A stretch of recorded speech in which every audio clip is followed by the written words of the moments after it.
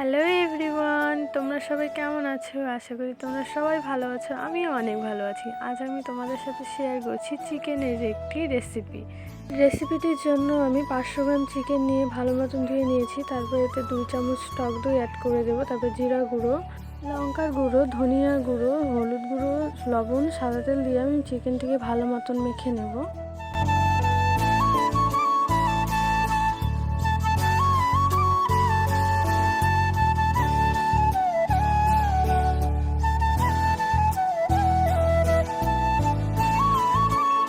চিকেনটি মাখা হয়ে গেছে, এটাকে আমি এখন ঢাকা দিয়ে 10 মিনিটের জন্য রেখে দেবো। মশলার জন্য আমি নিয়ে নিয়েছি পেঁয়াজ কুচি, রসুন, আলু, আদা, টমেটো, কাঁচা লঙ্কা। কড়াই গরম হয়ে গেছে, এখন আমি সাদা তেল দিয়ে দেবো পরিমাণ মতো। সাদা তেলটি গরম হয়ে গেছে, এখন আমি এটাতে আলুগুলোকে দিয়ে ভালো মতন ভেজে নেব। হালকা ভাজা হয়ে গেছে, এখন আমি এটাতে লবণ, হলুদ দিয়ে আবার ভালো মতন ভেজে নামিয়ে নেব।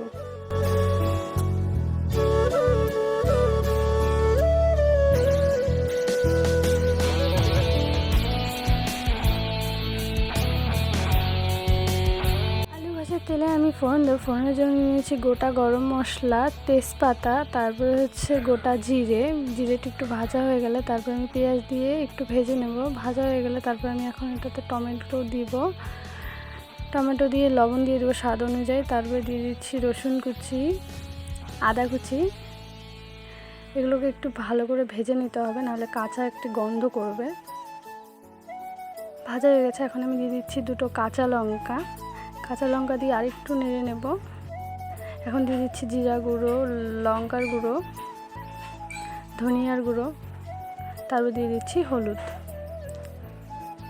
আর একটু ভেজে নিচ্ছি, দেখে নিতে হবে মশলাটি যেন নিচে না লেগে যায়, লেগে গেলে পুড়ে যাবে। তারপরে দিয়ে দিচ্ছি স্বাদ অনুযায়ী লবণ।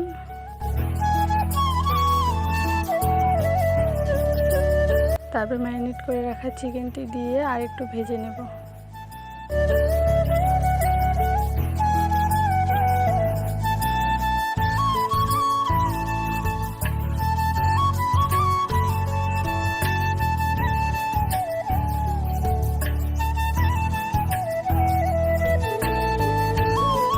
চিকেনটি ভাজা হয়ে গেছে, এখন আমি এটাকে ঢাকা দিয়ে দেবো।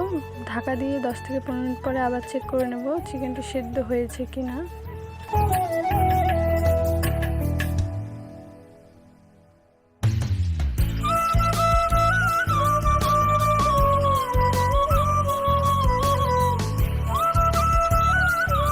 চিকেনটি হালকা সিদ্ধ হয়ে গেছে, এখন আমি আলু দিয়ে আর একটু ভালো মতন কষিয়ে নেব। কষানোটা ভালো হতে হবে, নাহলে চিকেনের স্বাদটা আসবে না। চিকেনের কিন্তু মেন টেস্ট হচ্ছে কষানোতে, সো কষানোটা ভালো করে কষিয়ে নিতে হবে।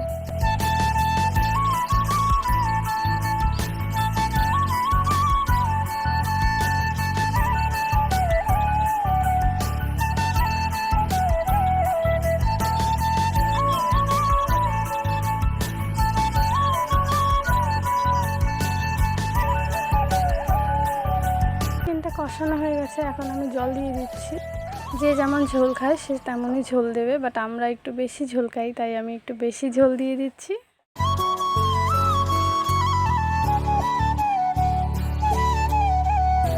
ঝোলটা হালকা ফুটে গেলে তারপরে এখানে আমি 1/2 চামচ গরম মশলার গুঁড়ো দিয়ে তারপরে আর একটু কিছুক্ষণ ফুটিয়ে নামিয়ে নেব। চিকেন রান্না কমপ্লিট হয়ে গেছে। তোমাদের যদি ভিডিওটি ভালো লাগে প্লিজ সাবস্ক্রাইব করে কমেন্ট করে জানাবে।